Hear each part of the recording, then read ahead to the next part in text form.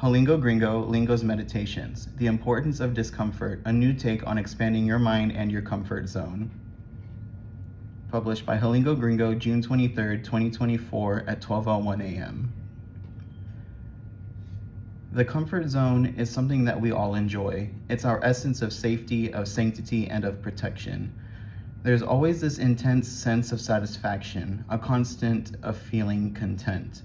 We all know and intimately understand the stress that comes from being uncomfortable. Anxiety, clusters of dreadful thoughts, clammy hands, a racing heart, hastened breathing. It is almost unbearable.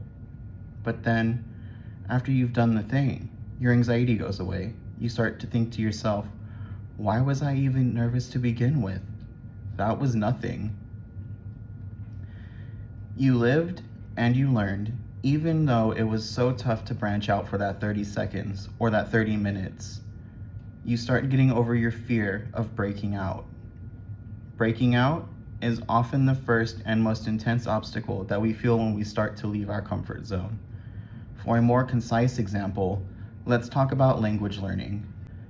Our native languages are our comfort zones. For me, being a native English speaker, I find that it is most comfortable and efficient to conduct myself in English.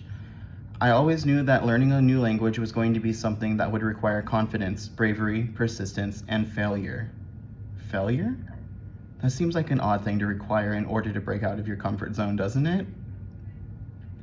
In fact, it is probably the ultimate reason that people have a difficult time achieving their goals of learning to speak a foreign language or learning another skill. Why? Because we do not like to fail. We do not like to be embarrassed. We do not like to feel incompetent or incapable, not even within the sanctity of our own solitude. You see, in learning a new language, skill, talent, or whatever else have you, failure is quintessential. There is no way to refine your abilities and talents if you never let yourself accomplish failure. If you are afraid to look like a beginner, then you will never look like an expert. In language learning, if you are afraid to sound like a foreigner, then you will In language learning, if you are afraid to sound like a foreigner, then you will never sound like a native. Failure is not just about getting better at the event in which you are attempting to meet your goals. No. It faces us with an ultimatum: get up and try again, versus quit and run. Failure is ego death. And only once we have had our ego die a few times, or even slowly over a period of time, can we ever enter the adjustment period. The adjustment period is a phrase that I personally love. I think that adjustment periods are essential after every ego death because an ego death is a massive change in your life, your body, and your mind. An ego death inherently produces a new perspective on achieving the goals you want to achieve, and sometimes even provides a new outlook on life. For many years, I was a math major, while simultaneously majoring in 4 other pathways. I studied mathematics from kindergarten, 2003, all the way through to my junior year at university, 2023. I tutored math for my high school link crew for 2 years, and for community college districts for 3 semesters. In K-12, I was typically decent at math, but I never had a real passion for it. I sort of struggle with math, even having a fear of advanced mathematics, up until I took Calculus 1 during my freshman year of college. In fact, I failed pre-calculus twice before I passed it. While I aced Calculus 1, Calculus 2 was quite a challenge. I remember countless nights of doing calculus homework while watching over my hospice patients. I was quite actually wearing myself down with how much I was studying and with working about 60 hours per week, overnight, and on the weekends. After 2 semesters of overworking myself in school and at work, I decided that I had to break out of this cycle because there was no adjusting to it. I was missing large amounts of class time, experiments, and assignments. I let down my evolutionary biology research group, and I felt like I was going manic. My system was failing. I had to learn how to reel myself in, to stop overextending myself, and create a new comfort zone.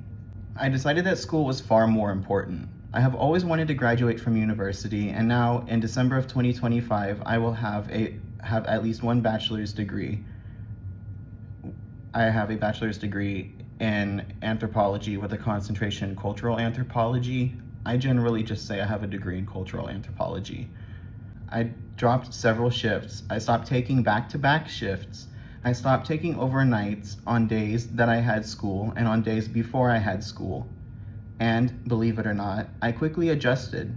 During the pandemic, I even quit caregiving altogether in order to maintain my pace at school and in order to financially survive, as paradoxical as that may sound. I guess the biggest thing from this anecdote is that without the failure I was experiencing, I would not have been able to set aside my ego that was telling me I could do it all. In fact, I could do it all, but not in the ways that I was doing it. I had a paradigm perspective shift. I needed to graduate from college. I might love caring for my patients, but it was just a job. I could achieve all of my goals and expand my comfort zone in a healthier way. But when I got to university, after the first 3 exams came back as less than stellar, and I am not one to shy away from a failed exam, I own that like I own an aced one, I felt a shift in my ego. This time, it was negative and lingering. It was abnormally depressing, and then, in the middle of my set theory and logic course, it dawned on me that I was not motivated to learn math to a higher level than I had already learned. I expanded my comfort zone enough to reach my math goals, and to this day, I remain in my expanded zone. I, in fact, run, or essentially coordinate, my own math lab on a community college campus by myself. I have learned enough math to be able to do that. I remain in my expanded zone.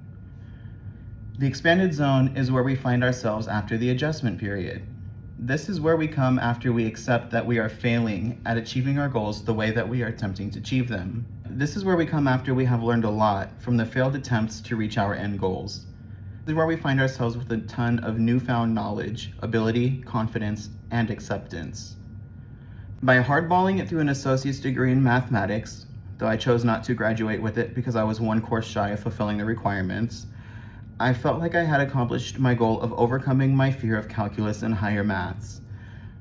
It was really difficult and it took decades and countless failures, but I knew that I had achieved my goal for learning math. I decided that I needed to leave my comfort zone in order to achieve my goals of learning math, and once I achieved how much math I wanted to learn, I concede that I did retreat back to a safer, more comfortable zone, anthropology. My concession is that while I return to my comfort zone of anthropology and social sciences, I find that there is nothing wrong with it. I felt that I had no more to gain from mathematics once it started to negatively impact my self-esteem. You see, there is a major difference between self-esteem and ego. With an ego, we tell ourselves that we are capable of doing things that we truthfully cannot do, or at least cannot do as well as we want to.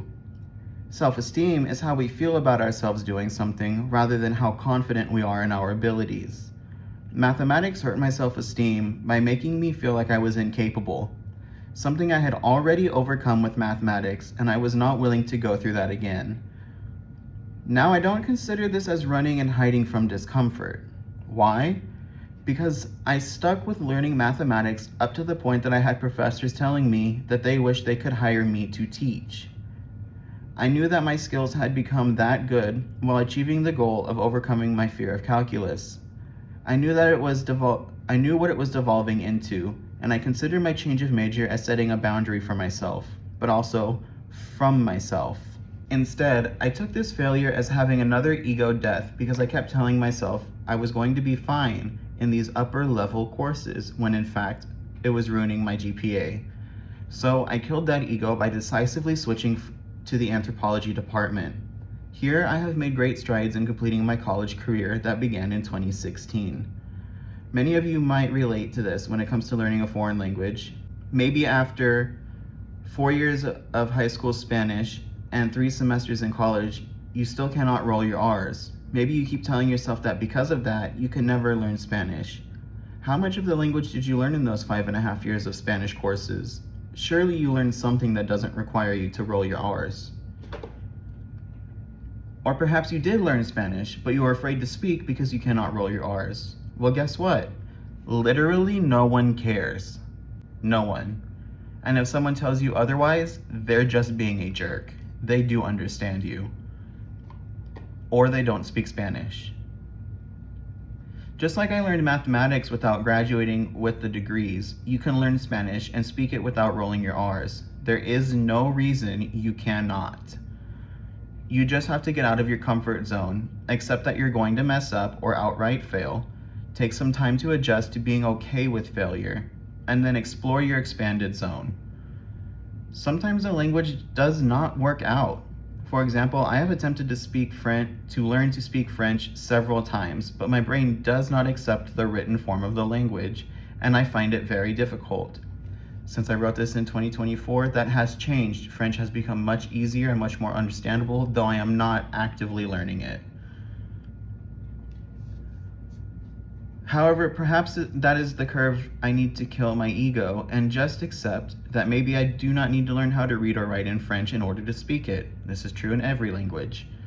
While it has been many years since my last solid attempt, I still think that it is okay to have set this language down and admit that, at least for now, it is not for me. I am not going to stress myself out over one language when there are thousands of other languages to choose from. I am currently still learning Hebrew, still true, much more advanced than I am, still have never had a chance to actually speak it. I am still currently learning Hebrew, but I am now at an advanced intermediate stage where I really need to only apply the language patterns and refine my vocabulary bank.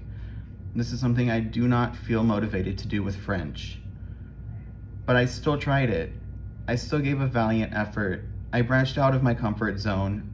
I just had a hard time with the adjustment period, so I retreated back. There is nothing wrong with losing interest, motivation, or purpose in achieving your learning goals, because every time that you do branch out, you still receive some of the rewards. The rewards are both immediate and delayed in their gratification. What do you mean, HaLingoGringo, that there are rewards? I mean exactly that.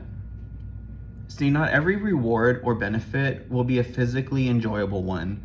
Oftentimes, how we feel, the sense of determination, or the ability to utilize our new skill or talent, those are the rewards. When I learned Spanish, I had very few people with whom I could communicate. I used to text my Mexican grandpa in Spanish, but because he wallowed in his discomfort, he never really grasped a great sense of either English or Spanish, so our conversations would be limited to basic things. I could use Spanish at the mercados and restaurants in my home area, and even though there were few mercados, I definitely utilized that opportunity to break out of my comfort zone and to fail at ordering over the counters. Now, 8 years after I graduated high school, 10 years this year, I am fully bilingual in English and Spanish. I use Spanish in about 40% of my daily life, with some days having more or less Spanish in them. My comfort zone expanded, and then my expanded zone simply became a larger comfort zone. Oh, what a cycle. Why? Because I was okay with being uncomfortable. I was okay with failing. I still am. And it's okay for you to be too. So I encourage you to watch that first language video, to start sanding that wood, to dip your brush in the paint, to try a cartwheel, to set a boundary, to start to tickle the ivories. Every goal gets achieved by accepting failure and overcoming discomfort. And you, yes you're worth the effort, energy, and patience it takes to learn to do new skills, to achieve your goals, and to reach your dreams.